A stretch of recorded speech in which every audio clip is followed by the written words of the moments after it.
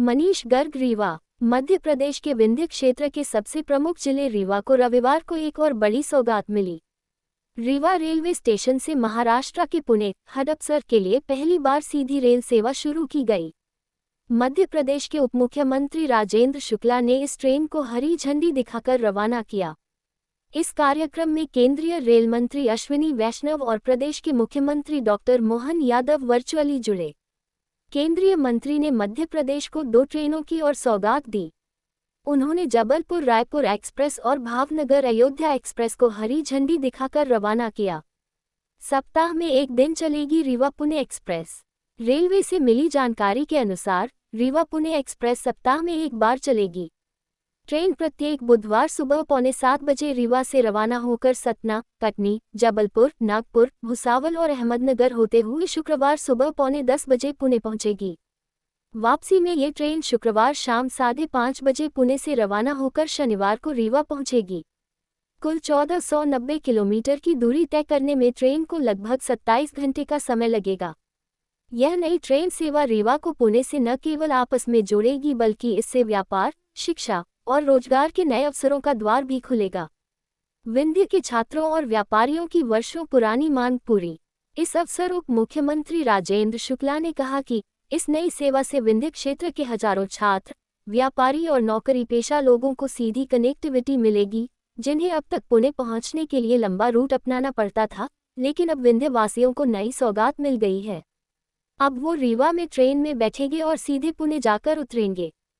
केंद्रीय रेल मंत्री अश्विनी वैष्णव, मुख्यमंत्री मोहन यादव और सांसद जनार्दन मिश्रा के प्रयासों से आज विंध्य को नई ट्रेन की सौगात प्राप्त हुई है। इस विषय में रीवा सांसद जनार्दन मिश्रा जी ने बताया। रेल मंत्रालय हमारे माननीय रेल मंत्री अश्विनी वैष्णव जी के अथक परिश्रम और पुरुषार्थ से जो नया दौर का नया भारत नई पहचान बना रहा, मैं बधाई देना चाहता हूं। इसी कार्यक्रम में हमारे एक और मंत्री माननीय मनसुख मांडविया जी, जो श्रम, युवा और रोजगार मंत्री भी हैं, आपका भी अभिनंदन करता हूं। आपकी भी काम के मामले में एक अलग ही पहचान है। माननीय मुख्यमंत्री गुजरात श्रीमान भूपेंद्र भाई पटेल, जिनके नेतृत्व में गुजरात एक नई अपनी पहचान गढ़ने में लगा है। यशस्वी मुख्यमंत्री और एक और मेरे मित्र छत्तीसगढ़ के विष्णुदेव साय जी, इस कार्यक्रम में मध्य प्रदेश से जुड़े हुए माननीय मंत्री राकेश सिंह जी, माननीय सांसद आशीष दुबे जी, माननीय सांसद सुमित्रा मालविकी जी, रीवा से डिप्टी सीएम राजेंद्र जी, माननीय सांसद जनार्दन मिश्रा जी। कहने के लिए तो अतिथि बहुत सारे हैं। मैं सभी को, हमारी एक माननीय मंत्री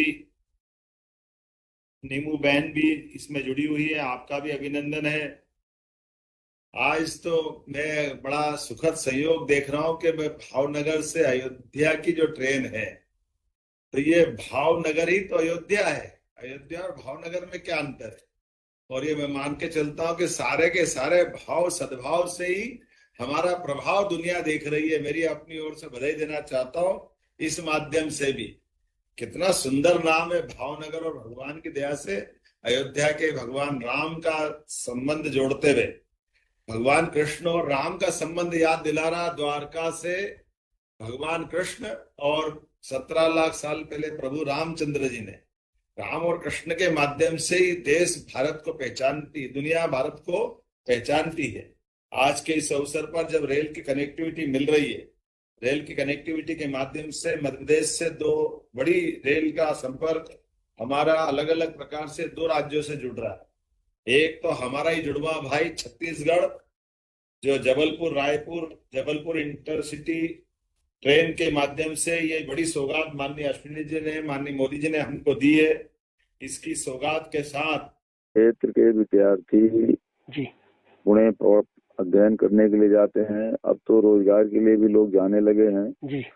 इसलिए ये जो रेल सेवा मोदी जी की सरकार ने, अश्विनी वैष्णव जी ने उपलब्ध कराई है जी, उससे हमारे क्षेत्र के विद्यार्थियों और रोजगार के लिए जाने वाले लोगों को बहुत बड़ी राहत मिलेगी। और सीधे ये पुणे पहुंच जाएंगे, कहीं बीच में रुकने की जरूरत नहीं होगी, नहीं तो पहले गाड़ियां बदल के जाना पड़ता था। इसलिए मैं मोदी जी का, सुनील वैष्णव जी का बहुत बहुत आभार व्यक्त करता हूँ।